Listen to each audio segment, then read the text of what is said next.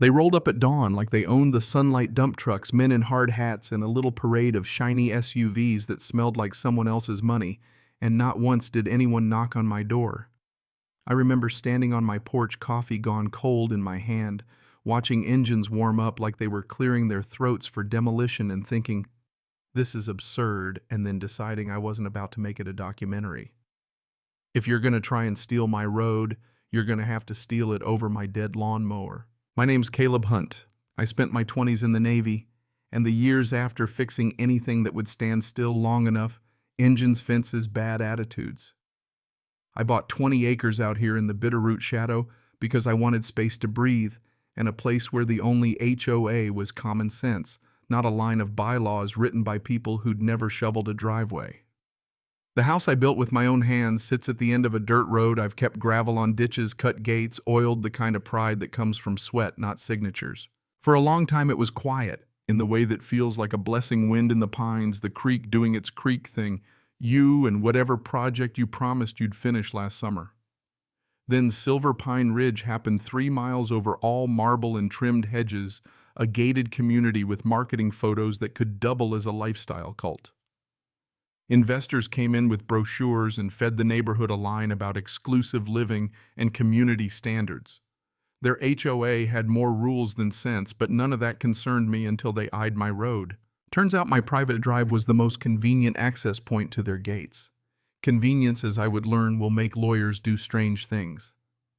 The first time they tried to hand me a polite letter on fancy paper proposing to integrate my road into their standards, I laughed and used it to line a drawer.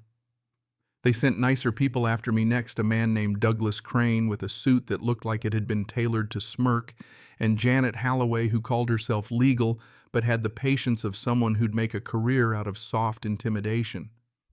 They came to negotiate. They left with my door slammed in their faces. That should have been the end of it. It wasn't.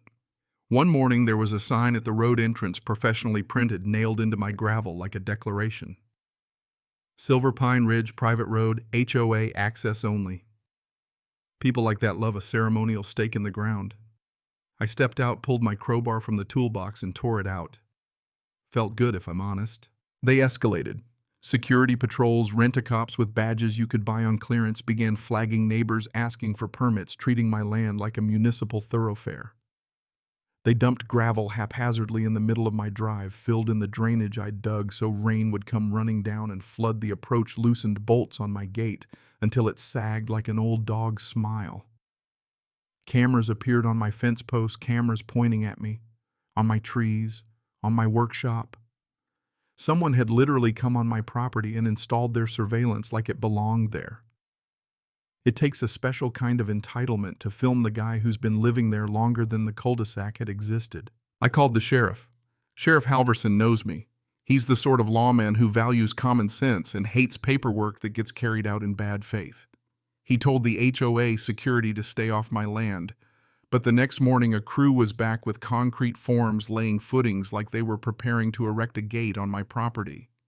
They said they had approval from the HOA. I said, show me the deed. They couldn't. That was the day I stopped waiting for other people to fix the nonsense.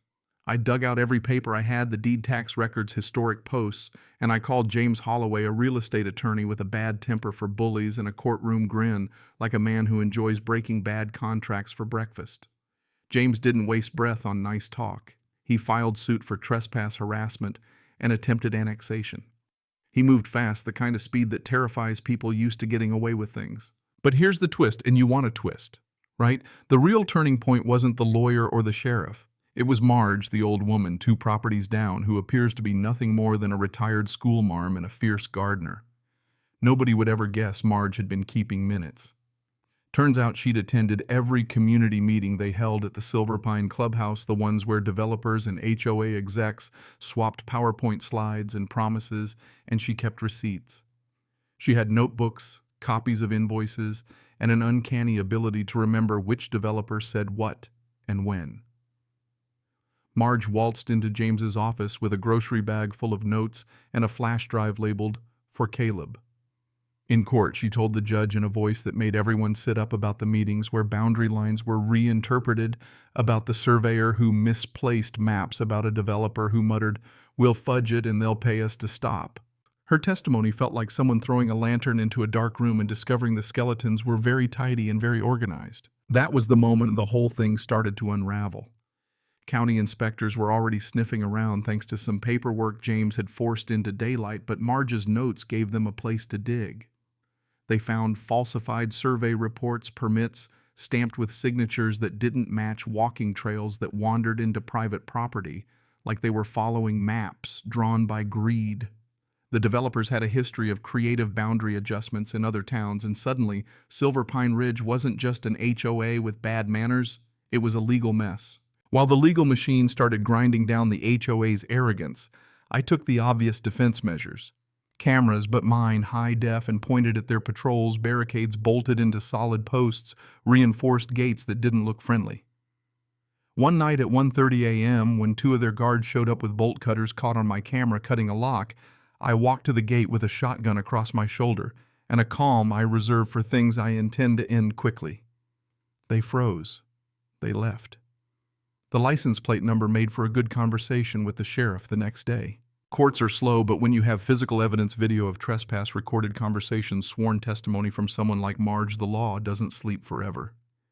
James filed an emergency injunction. The county inspectors slapped the HOA with multiple citations. The sheriff's office executed warrants for the guards who'd gotten physical.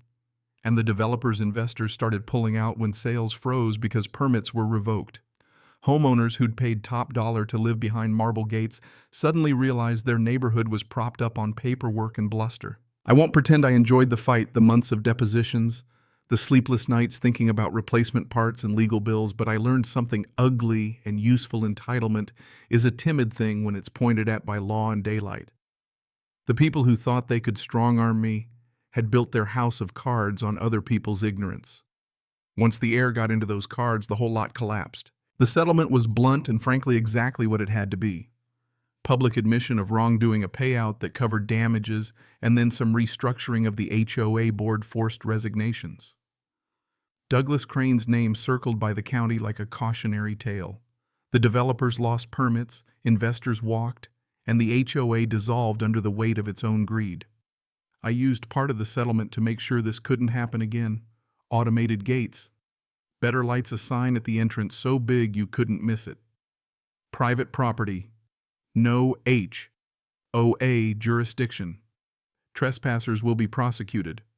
I had Douglas's name engraved on a small plaque beneath it as a little extra flourish. Call it petty, call it poetic. I call it making sure the story sticks. There was a strange feeling in the quiet after. Victory tastes different when it's not applause, but the steady return of normal routine, the whir of the old mower, the smell of oil and rain, the occasional neighbor waving as they pass. People from neighboring properties started calling me for advice. Farmers who'd been paying HOA fees for nonsense they'd never signed up for asked how to stand up. I told them what I learned: know your deeds, document everything, and build a friendship with the kind of lawyer who dislikes bullies. Also, don't underestimate the power of an old neighbor with a notebook and a backbone. If there's a moral here, and I hate the phrase because life rarely hands out morals like trinkets, it's this: systems that thrive on intimidation count on your quiet.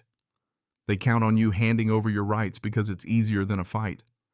Stand up not for the thrill of victory, but because passivity is a tax paid to whoever shouts the loudest. And also, don't forget to talk to your neighbors. Marge saved more than her backyard roses that summer. She saved my land. So what's the takeaway? Justice showed up slow, with paperwork and patience, and when it finally landed, it felt very satisfying. The people who thought they could buy and bully their way into my life paid a price they didn't want.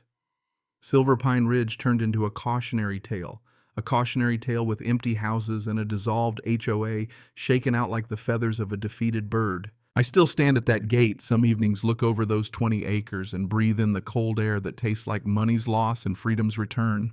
The sign is still there. The cameras watch the road now for its rightful owner.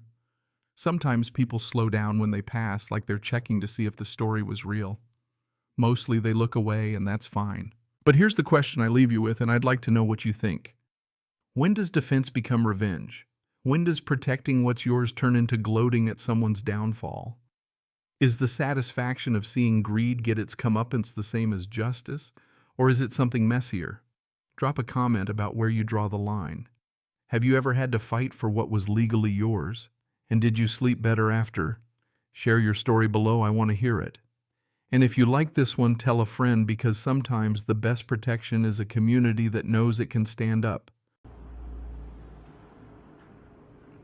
Cảm ơn các bạn đã xem video. Cảm ơn các bạn đã xem video.